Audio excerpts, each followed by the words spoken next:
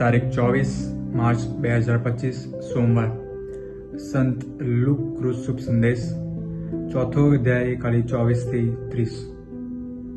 અને તેમણે વધારામાં કહ્યું, હું તમને ખાતરીથી કહું છું કે કોઈ પણ પૈગંબરનો તેમના પોતાના વતનમાં સ્વીકાર થતો નથી. હું તમને સાચું કહું છું કે એલિયાના વખતમાં જ્યારે 3.5 વર્ષ સુધી આકાશમાંથી વરસાદનું ટીપું સરખું વરસ્યું ન હતું અને આખા દેશમાં ભારે દુકાળ પડ્યો હતો, ત્યારે ઇઝરાયલમાં વિધવાઓ તો ઘણી હતી. તેમ છતાં સીદોન પ્રદેશમાં સારફતમાં રહેતી એક વિધવા સિવાય બીજા કોઈ પાસે એલિયાને મોકલવામાં આવ્યો ન હતો.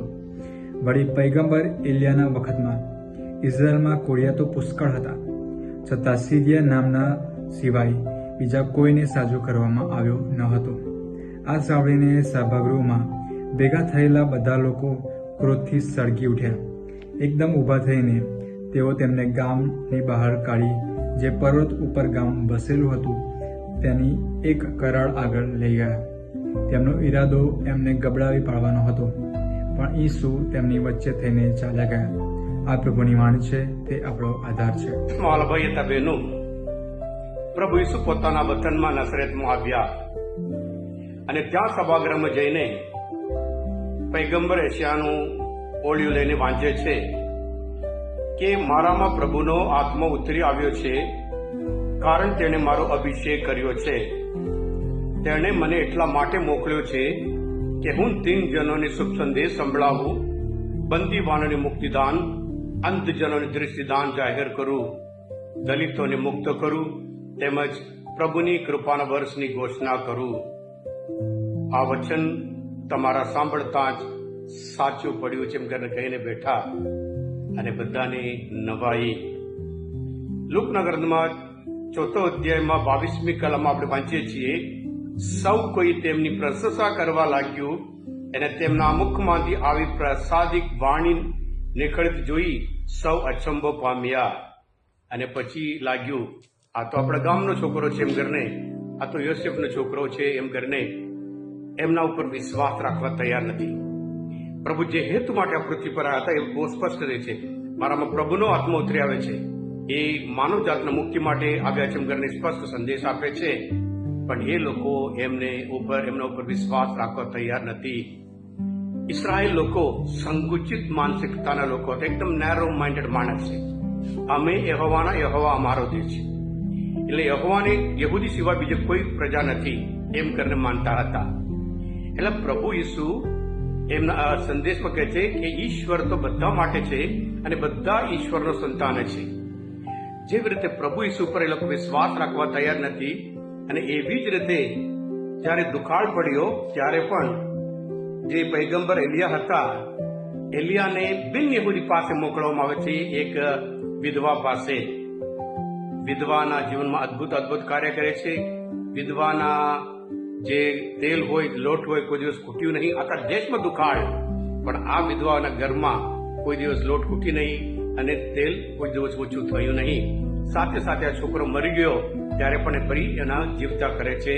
એક બિન યહૂદી પાસે ઈશ્વર એને મોકલે છે કરીને પ્રભુ ઈસુ સંદેશ આપે છે. તમે એલિયાને માન નથી આપ્યું અને પછી એલિસા આવ્યા. એલિસાના સમય બધા ઘણા બધા કોડિયા હતા, પણ એમને એલિયાના સંદેશ પર વિશ્વાસ નહીં. અને સિરિયાના જે નામાન છે, બિન યહૂદી હતો, ત્યાં આવે છે.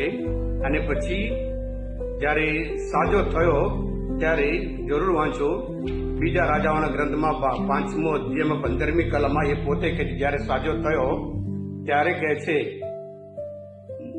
મારી ખાતરી થઈ છે ઇસ્રાયેલ સિવાય પૃથ્વી ઉપર કંઈ પરમેશ્વર નથી. એટલે એવા દેવ પર સંપૂર્ણ વિશ્વાસ એમ કરીને એ ખાતરી આપે છે.